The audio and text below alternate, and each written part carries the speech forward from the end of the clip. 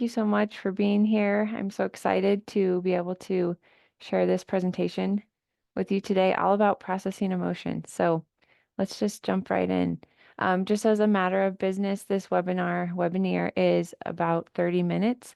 So I won't be able to take any questions during it, but please, if you have any questions during it, please don't hesitate to write them down. And at the end, I'm going to have my contact information. And please don't hesitate to reach out. You can send me an email, reach me on Instagram through direct messaging. I'll give you all that information at the end. So please don't feel like you can't answer those. I mean, you can't ask those. Okay, so I just wanted to start with our goals for today. I'm first going to just introduce myself, tell you a little bit about who I am. Then we're going to talk about how emotions show up in our lives. And I'll do a little bit of story time with you. Next, we're going to talk about some important definitions and principles. Then we'll talk about some strategies and practical applications. So this is where we'll talk about the steps for managing our emotions. And then I'll just share a few final thoughts and reminders. So this is just our basic outline for today. So a brief introduction. My name is Brittany Chandler, and I am a fellow parent of a deaf and hard of hearing child and three other children. So here's a little picture of me and my daughter. She is now 4, and she had hearing aids from the age of 2 months till 3.5. And then this summer, she received cochlear implants. So we have been on a new journey with that, learning how those work and transitioning. And so it's been a beautiful journey with her. I'm very grateful for her and for her story. I also have a degree in family life and psychology. I've always been drawn to people and relationships and how we all work. And so I've always loved this work. And that really led me to become a life coach. I'm now a certified life coach for parents of deaf and hard of hearing children. And I really, really enjoy this work. So let's learn how we're going to manage and feel our emotions instead of letting our emotions manage us. And I just wanted to clarify that I'm going to be using the terms managing and processing, and we'll be using them interchangeably throughout this presentation. So just a little bit of terminology there to keep everything clear. I'm going to start with a little bit of story time, okay, and show how this shows up in our lives, this managing emotion thing. Our emotions come up all day, every day in our lives, but let's look at a few scenarios in which they may especially be relevant with our deaf or hard of hearing children. So sit with me as I recall sitting in the pediatric audiologist's office with my little newborn daughter in my arms. We were there for an ABR test, which stands for an auditory brainstem response test. And this test, as many of you probably know, is a test that helps determine the cause of hearing loss and determine if it's permanent or temporary or what's really going on. This is a long test and can take several hours. So as I sat there for a couple of hours holding my newborn daughter in my arms, it left me plenty of time to think and to wonder and to worry.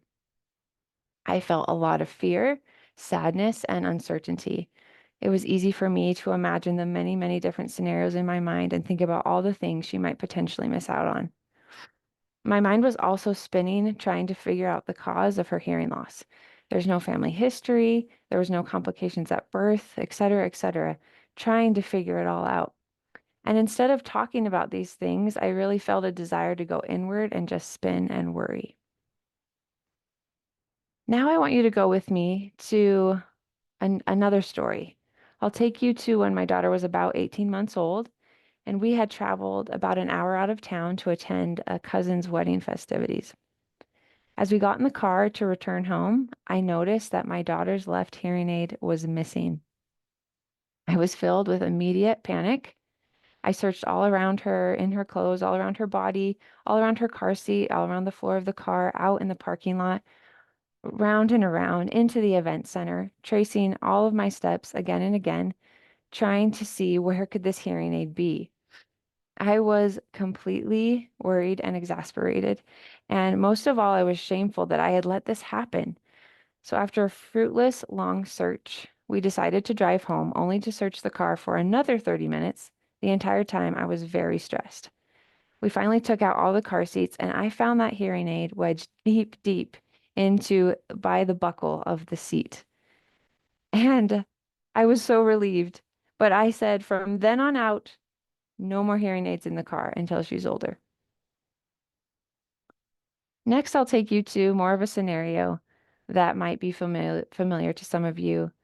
Have you ever found yourselves with raw chicken all over your hands during a new recipe?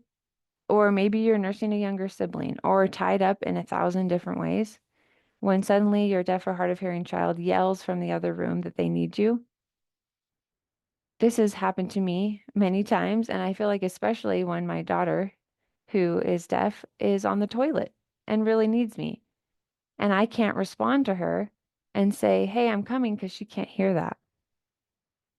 I find myself feeling quite helpless and anxious in these moments. So don't worry, I'll be coming back to these stories soon. But for now, I want you to understand that all of these reactions that I had make perfect sense, and there is nothing wrong with them, nor anything that really needs to be changed to make me more whole. However, if I want to learn to manage my emotions more intentionally, I have that opportunity. And can any of you relate to these stories? I'm sure that you all can in your own ways. So the question now is, how do we manage our emotions? Let me take us to some important definitions that can be helpful in clarifying what we're talking about and what we're dealing with. So, emotion. The way I've described it here is feelings or vibrations in our body directly related to what we are thinking. Now, this is different than a sensation, where a sensation is described as, if somebody puts their hand on your arm, you can feel that. Or if you get hit in the face, you can feel that. Or if you're chewing on something hard, you can feel that. And all of those are more of sensations. But an emotion is a feeling or a vibration that is in our body directly related to what we are thinking. So that's how I'm defining that today. And the next definition I want to cover is processing emotion. And how I'm defining that is when we truly feel our feelings all the way through and take responsibility for them and the thoughts that create them, we can rid ourselves of so much unnecessary suffering. So, how are our feelings created? It is vital to understand that our feelings are created by our thoughts. We may think that our circumstances create our emotions, but it is our thoughts about our circumstances that in fact cause the emotion. So let's go back to that story of the lost hearing aid, just to show how this fact works. So if it was in fact the lost hearing aid that was causing our feelings, you would think that my husband and I would feel the exact same. But my reaction during this experience when we lost her hearing aid, I was worried, I was panicked, I was so, just so in it. And my husband, on the other hand, he, was sad that we had misplaced it, was a little worried, but he was calm, he was hopeful. He knew that if the worst case scenario we didn't find it, we'd be able to get another one with our warranty. He was not ruffled up at all. So we see that it's not the lost hearing aid itself that caused our reaction, but it was our thoughts about the lost hearing aid that created the feeling. Thoughts lead to feelings. This might be a new concept for some of you and might be very familiar for others. Wherever you are, that's okay. But why is this important? Why is it important to know that thoughts lead to feelings? It's because in recognizing this, we take ownership for the way we feel and we can manage it so much better. Please understand, though, a few things that this does not mean. The fact that thoughts create feelings does not mean that we are meant to be happy all of the time. If indeed thoughts do create feelings, it can be easy to think, oh, well, then I just need to fix my thoughts and then I'm just going to be happy. That's not what this work's about. It's not about being happy all the time. We're not meant to, in fact. And this also doesn't mean that we should shame ourselves when we're feeling down. Uh, Sometimes when we feel that shame of, I I shouldn't feel down. This is all my fault. There's so many thoughts that happen so quickly, so unintentionally, that shaming ourselves will never help anything. And it's never going to be helpful. It doesn't serve us to say this is all my fault because things just happen instantaneously. And that's really how our minds work. So, what this does mean, though, that thoughts create our feelings, by acknowledging that our thoughts create our feelings, we create so much awareness and we can begin to really manage our emotions. This also means that we are meant to feel positively and negatively. There's a principle, it's called the 50-50 principle, and it basically means that half the time we're going to feel positive, in quotes, and negative, in quotes. So I think a lot of us assume that we're really just supposed to be happy like at least 80% of the time, right? But really, that's not how it goes. It's usually about 50-50. And this is true whether you're in a, pretty smooth situation where things seem to be going really well, or in very trying circumstances, or somewhere in the middle. It's true that 50-50 still exists. There are still times that we have positive emotions, and there's still times that we have negative emotions, and that exists about 50-50, 50% of the time to each. This also means that we sometimes want to feel sad or upset, etc. So an example is when someone is hurting, if you look at your child and they are feeling left out because they're different than others, you probably want to feel sad about that. You want to feel that empathy and sympathy. You want to connect with them. Or if someone dear to you passes away, you want to feel sad. There are times that we want to feel that negative emotion because that is human and that is connection. So I hope that that makes sense and clarifies a few things. So now we're going to talk about 3 steps for managing our emotions. So the first step I've already shared, but it is acknowledging that your thoughts create your emotions.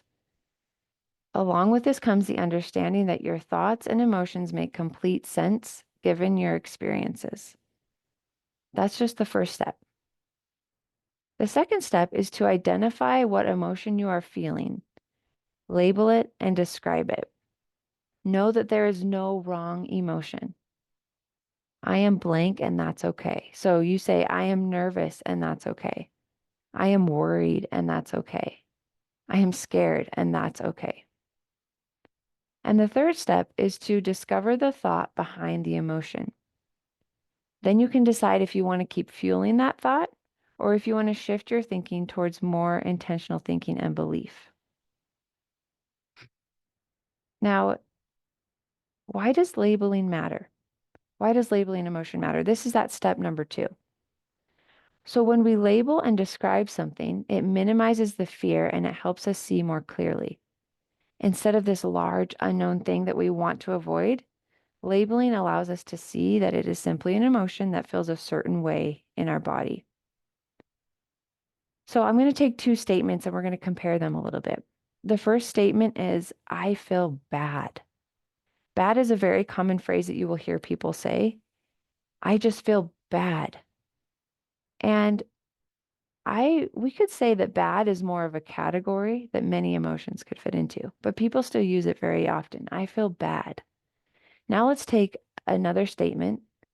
I feel disappointed. Do you sense the difference in those? Bad is very general. It's all over. It's unknown. Whereas disappointed is specific and known. So when something is unknown, it feels more threatening and can lead to more of a fight or flight response. When something is known, it is not near as threatening and it can be processed so much easier. Are you with me there? So here is a sample feelings list, and it can be helpful to see a sample feelings list or even create your own feelings list of common emotions that you have. And there are different theories out there about how many emotions we can feel, ranging from 6 to 34,000. So, but wherever that is, the more descriptive that you can get, the more power you gain over what you are dealing with. So I'm going to read a few of these. And as I do, I want you to notice the slight differences you may feel as I read each one. It's almost like each emotion has its own little unique persona, and as they are labeled specifically, it significantly lessens any threat. So, just to read over a few of these: sorrowful, contented, irritated, hopeless, panicky, exhausted, uncomfortable, cheerful, troubled, exuberant. Can you feel each of those individual emotions and how, by specifically labeling them, they're not as threatening? So, as we are managers of our minds, it may be helpful to pause and consider what typically makes a good manager. The best managers are those that know their employees by name. They know the strengths and the weaknesses of their team. They know their people and therefore can masterfully assign tasks and communicate needed feedback. So the same applies to you as the manager of your mind. When you know what you are dealing with specifically, you can best address it and its needs. It's like these emotions are all Team Brittany or Team whoever your name, whatever your name is. They're all part of our team, and we get to know each one. So now we're going to go back to those stories. I said we'd come back, and here we are. And I'm going to apply the 3 steps that I shared to the stories and to those moments. So in that moment, sitting in the audiologist's office, I'm just going to change this view for just a minute so I can see. Okay. So in that moment, sitting in the audiologist's office awaiting the ABR results, I acknowledge that my emotions make sense and are created by my thinking. Okay, I acknowledge that. Second step, I label and describe my emotion. I am feeling uncertain. Uncertainty for me feels tight in my head and stomach. My heart beats a little faster in my body, and my breath is shallower. I say I am uncertain, and that's okay. Next, I'm going to see what thought is fueling this belief.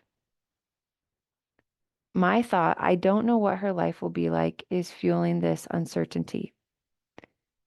Now I want to shift my thinking a little bit. I recognize that I've never done this before. That's true.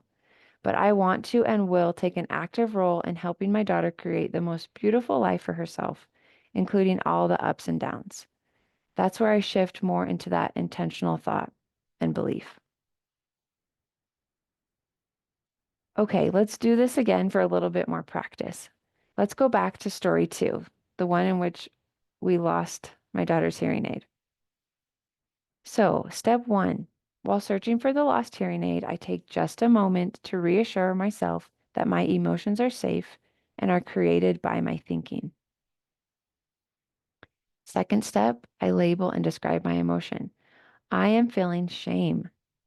Shame for me feels tight deep in my chest, and there is a pit in my stomach. I say I am shameful, and that's okay. And then the third step, my thought, I should have kept a closer eye on her hearing aids, is creating this shame. Shame is often created when we have that should in there. We should be doing something differently. So the truth is, I was aware of her hearing aids and was also aware of my family and friends and chose to give my attention to them at times. That's more of an intentional thought and belief that helps me in that moment. Because the way that I'm talking about that, I should have kept a closer eye, almost seems that I should just sit and stare at my daughter throughout her whole life. But I know that I actually can be aware of her, look at her often, check in with her frequently, and also choose to give my attention to other people and to other things at times. And that's okay. That's actually the life I would like to live. So can you notice the shift in how you feel with those intentional thoughts? These minor adjustments can make a world of a difference when it comes to managing our brains. Please don't underestimate the power of small things. That's why I included this picture of this tree with roots pushing under the ground. I'm sure all of you have been on a walk, pushing a stroller, riding a bike, wherever you are, walking along when you see that a whole segment of cement in the sidewalk has been shifted up, or there's a huge crack in the asphalt, or like in this picture, there's many, many bricks that have been shifted and moved. How did that happen? Did something suddenly large come through and do that? Typically not.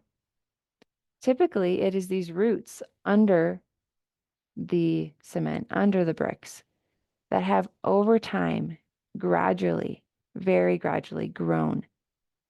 And in so doing, have created immense power and ability to shift the entire ground above it.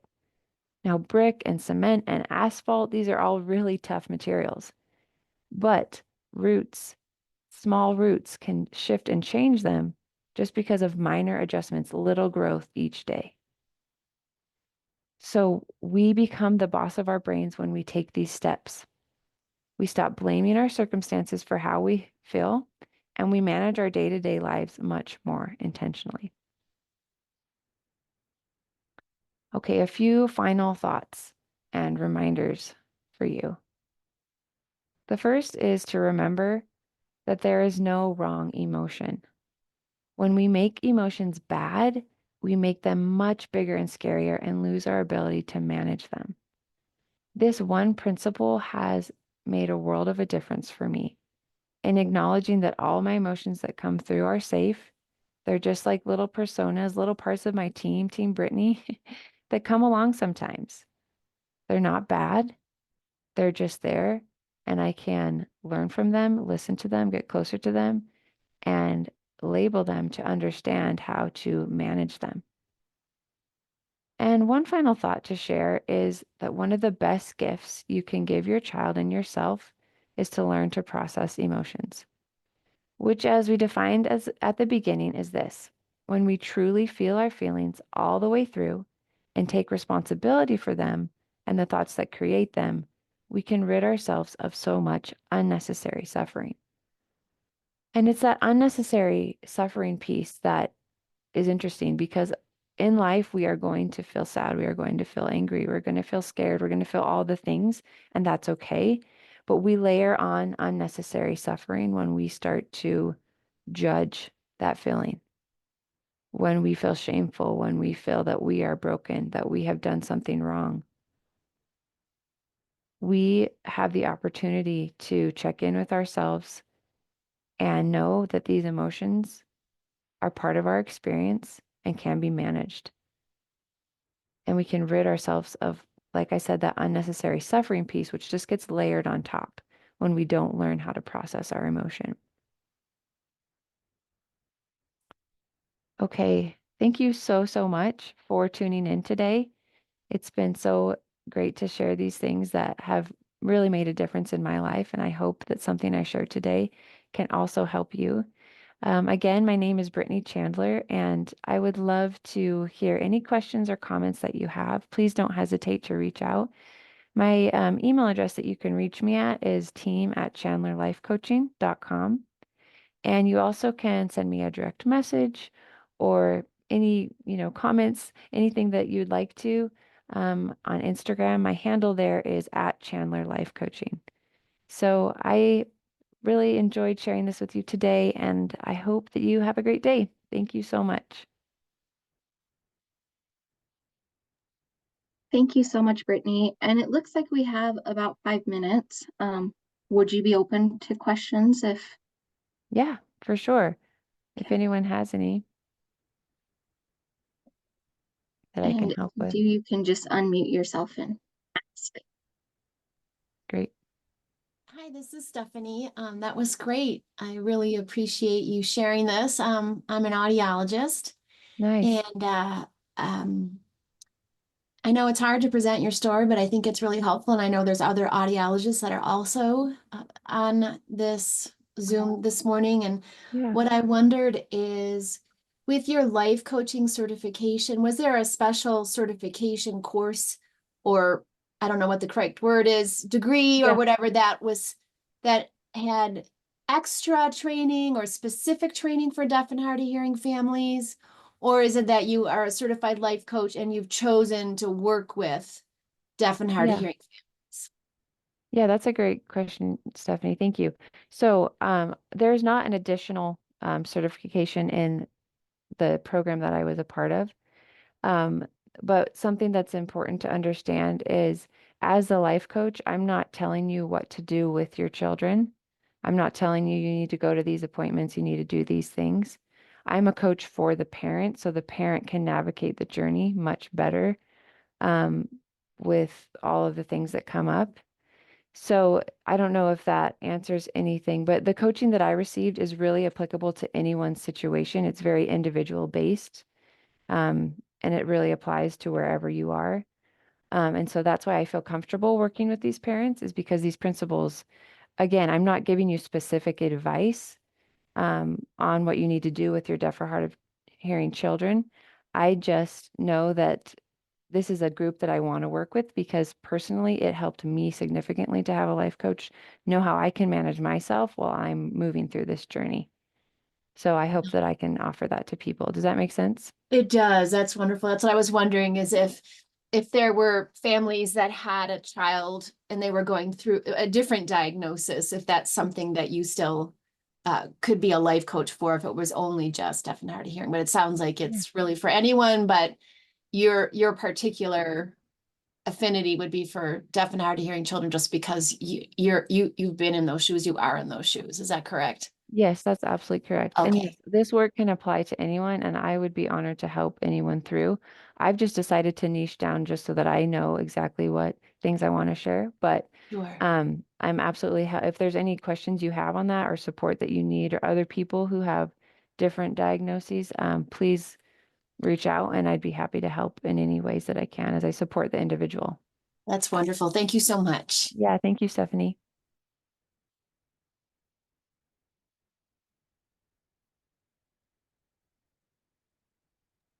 Are there any other questions?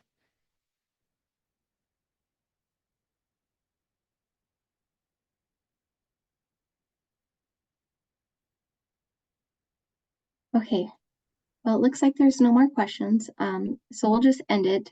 Thank you again, Brittany, for sharing how to manage our emotions and not to let them control us. And especially being a deaf and hard of hearing parent, you definitely feel those emotions so often, not just like when they're diagnosed, as you were saying, and sharing the many different experiences. So thank you for sharing your personal experiences as well. And thank you all for attending. And this will be up on YouTube and on the Eddie's social media pages. So if you want to go back to watch it or refer it to a friend, you are more than welcome to Okay, thank you do so that. much. But thank you guys, and hope everyone has a great day and a fun weekend.